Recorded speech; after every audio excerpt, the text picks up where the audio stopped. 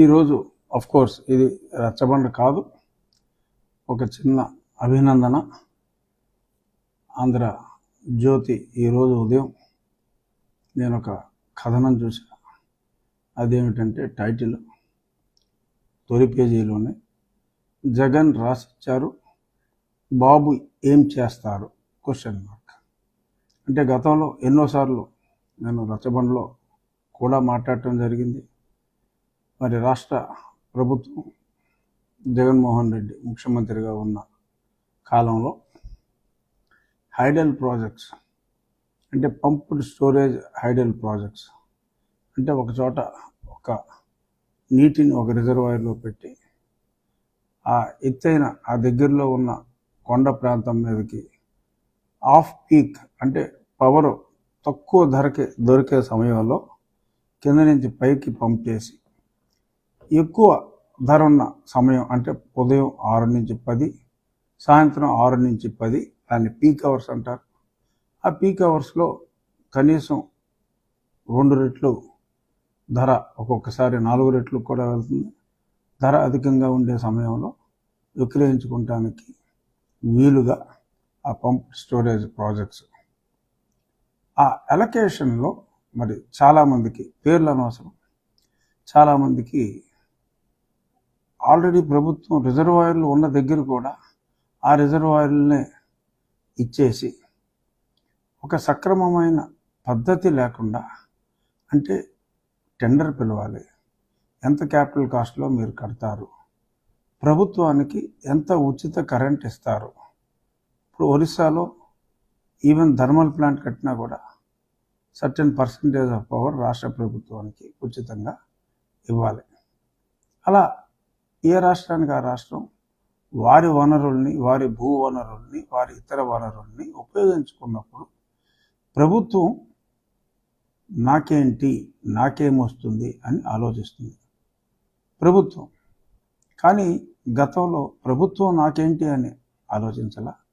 బహుశా ఆ ప్రభుత్వంలోని పెద్దలు నాకెంత అని ఆలోచించారేమో అనిపించే విధంగా మరి ఈరోజు పేపర్లో కూడా ఒక 6 ప్రాజెక్టులు ఒకానొక నేషనల్ కంపెనీకి, ఒక 4 ప్రాజెక్టులు ఒకానొక లోకల్ కంపెనీకి, ఇంకో 2-3 వేరే వాళ్ళకి ఇచ్చినట్టుగా ఆ పేర్లన్నీ గతంలో నేను మాట్లాడా. బట్ ఇప్పుడు నేను పేర్లు మాట్లాడదలుచుకోలేదు. ఆంధ్రజ్యోతి పేపర్లో ఆ పేర్లన్నీ రాసి వేలాది ఎకరాలు పంచారన్నారు. యాక్చువల్గా వేలాది ఎకరాలు కాదు, 1,00,000 పైనే ఎకరాలు. అంటే ఈ పంపుడ్ స్టోరేజ్ వరకు వేలాది అయినప్పటికీ మరి ఇంకా సమ్ అదర్ సోలార్ పవర్ అంటే పంపుడ్ స్టోరేజ్కి అసోసియేటెడ్గా సోలార్ పవర్, వాటికి సంబంధించి మరి లక్షల ఎకరాల్లోనే మరి అలొకేట్ చేయడం జరిగింది. మరి భూవసతి అనేది అది పెరగదు. మరి దాన్ని ప్రాజెక్ట్స్కి ఇచ్చినప్పుడు రాష్ట్ర ప్రభుత్వానికి సముచిత స్థాయిలో లబ్ధి చేకూరేలాగా ఉండాలి అనేది ప్రభుత్వ పెద్దలు చూడాలి. మరి అప్పట్లో గౌరవనీయులైన ఇప్పటి ముఖ్యమంత్రి శ్రీ నారా చంద్రబాబు నాయుడు గారు వాటిని ఖండించడం జరిగింది. అది కూడా ఈ పేపర్లో స్పష్టంగా రాయటం జరిగింది. మరి ఈరోజు జరగబోయే క్యాబినెట్లో ఆ కేటాయింపుల్ని ఏం చేస్తారు అని ఆంధ్రజ్యోతి కథనంలో రాయటం చూసి ఇది కదా జర్నలిజం అంటే. ఎందుకంటే మంచిని ప్రజలందరూ ప్రోత్సహించాలి. అంటే గత ప్రభుత్వంలో జరిగిన ఒక తప్పుని సరిచేయవలసిన బాధ్యత ఉంది అని పేపర్లో రాయటం మరి నిజంగా ప్రజల కోసం ఈ కథనం వల్ల కావచ్చు, ఈ కథనం రాకపోయినా డెఫినెట్గా చర్యలు తీసుకుని ఉండేవారేమో. ఇదే కాస్త రివైజ్ చేసి, రివ్యూ చేసి వారికే ఇచ్చిన లేదా ఓపెన్ టెండర్లో ఇంకెవరికైనా ఇచ్చినా మరి రాష్ట్ర ప్రభుత్వానికి సముచిత స్థాయిలో లబ్ధి చేకూర్చే విధంగా మరి మా నూతన ప్రభుత్వం మరి ఈ సూచనని తీసుకుని ఓపెన్ మైండ్తో తీసుకుని ఇదంతా చర్చించి ఇతర రాష్ట్రాల్లో ఎలా చేస్తున్నారో ఆ రాష్ట్రానికి లబ్ధి చేకూర్చే విధంగా ఎటువంటి చర్యలు తీసుకుంటున్నారు అనే దాని మీద కూడా మరి కూలంకషంగా చర్చ జరిగి రాష్ట్ర ప్రజలందరికీ మంచి జరగాలని చెప్పి ఆంధ్రజ్యోతి మంచి ఆశయంతో రాసిన ఈ ఆర్టికల్ చూసిన తర్వాత నాకు అనిపించి ఇది కేవలం నేను ఆంధ్రజ్యోతిని అభినందించడానికే మాట్లాడుతున్నాను తప్ప వేరే పరిశ్రమల గురించి నేను మాట్లాడగలను, వీళ్ళు ఏం చేస్తారు అనే దాని గురించి నేను మాట్లాడగల. అది ఆ క్యాబినెట్ నిర్ణయం.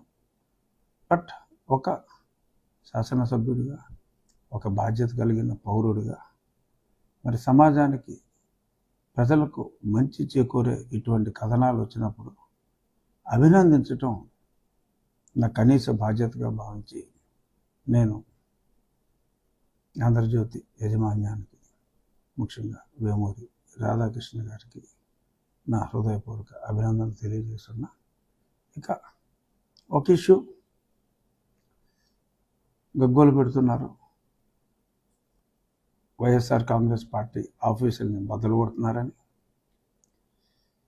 మరి ఆ అనుమతులు 2012లో ప్రభుత్వం ఒక జీవో ఇచ్చింది. ఉమ్మడి రాష్ట్రంలో ఎడాపెడా అలాట్మెంట్లు ఇస్తున్నారు. దాన్ని ఒక క్రమ పద్ధతిలో ఎటువంటి పర్పసెస్కి ఇవ్వాలి అనే దాని మీద ఒక జీవో ఉంది. ఆ జీవోలో ఉన్నవన్నింటినీ కూడా వైలేట్ చేసి మరి వైఎస్ఆర్ కాంగ్రెస్ పార్టీ ప్రభుత్వంలో ఉన్నప్పుడు అవన్నిటిని కూడా తొంగలో తొక్కి, ఎందుకంటే ఒక particular land, suppose APS RTC దగ్గర రిజల్యూషన్ తీసుకోవాలి, ఆ తర్వాత కట్టాలి అంటే మున్సిపల్ అథారిటీస్ దగ్గర తీసుకోవాలి. నాలాల్ లాంటి చోట సెన్సిటివ్ ప్లేసెస్ అలాట్మెంట్కి ఇవ్వటానికి వీల్లేదు. ఇలా ఎన్నో రెస్ట్రిక్షన్స్ ఉన్నాయి. ఇచ్చిన తర్వాత ఇచ్చిన పర్పస్కి ఇచ్చిన వాళ్ళు కట్టాలి. అది వేరే దరఖాస్తుదారుడి పేరు మీదకి వెళ్ళటం, అవి కూడా వాళ్ళ పేపర్లో చూసాం, ఎవరో పేర్ల మీద కడుతున్నారని. ఇవన్నీ అన్యాయాలు, అక్రమాలు. మరి అక్రమాలు జరిగినప్పుడు కూల్చివేయవలసిన బాధ్యత రాష్ట్ర ప్రభుత్వాన్ని. కూల్చకపోతే అది ప్రభుత్వం బాధ్యత రాహిత్యం అవుతుంది. మరి బాధ్యతగా అంటే మరి పర్మిషన్ లేదని ప్రభుత్వం చేత కట్టబడిన, ప్రజల ఖర్చుతో కట్టబడిన ప్రజావేదికని కూల్చిన అద్భుతమైన సంస్కారం ఉన్న జగన్మోహన్ రెడ్డి గారు మరి అక్రమంగా అలొకేషన్లు చేసుకుని, అన్నాకి బేడాకి లీజులు రాసుకొని కోట్ల విలువైన ప్రభుత్వ భూమిని ప్రజా సంక్షేమానికి కాకుండా, అది కూడా ప్రజా సంక్షేమానికే వాడాలని ఉంది, ప్రజా సంక్షేమానికి కాకుండా వ్యక్తిగత పార్టీ, ప్రొప్రైటరీ కన్సర్న్ పార్టీ ఆఫీసులకి అలాట్ చేసి మరి ఎవడి వ్యక్తిగత లబ్ధికి ఇవన్నీ చేస్తున్నారు అనేది ప్రజలు ఆలోచిస్తారు. మీరు కౌంటర్గా మా పార్టీ వాళ్ళు ఏదో ఆఫీసులు పెట్టారని చెప్పి ఏదైనా రాతలు రాసినప్పటికీ విఘ్నులైన ప్రజలు అటువంటి చెడు రాతల్ని నమ్మరు. ఖచ్చితంగా అక్రమంగా అలొకేషన్స్ చేసుకుని, అనాకి బేడాకి తీసుకుని ఎవడో పేరు మీద అద్భుతమైన భవంతులు పార్టీ ఆఫీసులకి ప్రతి అసెంబ్లీలోనూ ఇష్టం వచ్చినట్టు కట్టుకోవటం అనేది తప్పమ్మా. సో మరి దాన్ని అలాగా తీసుకున్న అలాట్మెంట్లు క్యాన్సిల్ చేయాలి.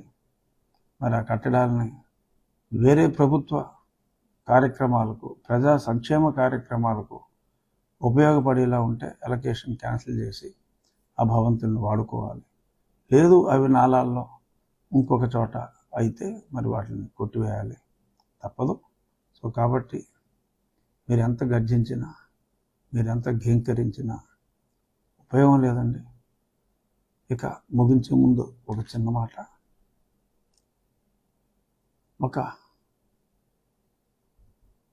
ఒక ఎమ్మెల్యే ఇప్పటి మా అందరి సభాపతి ఏమన్నారు, రాజకీయంగా ఇటువంటి పార్టీలు ఉండకూడదు, రాజకీయంగా చంపేయాలి అని అంటే అదేదో వ్యక్తిగతంగా మరి జగన్మోహన్ రెడ్డి గారిని చంపేయాలన్నట్టుగా నన్ను చంపమంటున్నారు అని మాట్లాడటం, మరి 5 ఏళ్ళు నిరాఘంటంగా ముఖ్యమంత్రిగా పరిపాలించిన మీకు ఇంత బేలతనం తగదు. మీరు ఎన్నో అరాచకాలు చేశారు. ఆయన రాజకీయంగా ఎటువంటివి ఉండకూడదన్నారు, మీరు భౌతికంగానే నన్ను నిర్మూలించాలని చూశారు. సో అంచేత మీలాంటి వ్యక్తులు బేలగా చంపుతానంటున్నారు అంటే అది ఎంతో మరి కాస్త ఎబ్బెట్టుగాను కొంత జుగుప్సాకరంగాను ఉన్నట్టుగా ఉంది. వాట్ ఎవర్ హ్యాపెండ్ అది హ్యాపెండ్.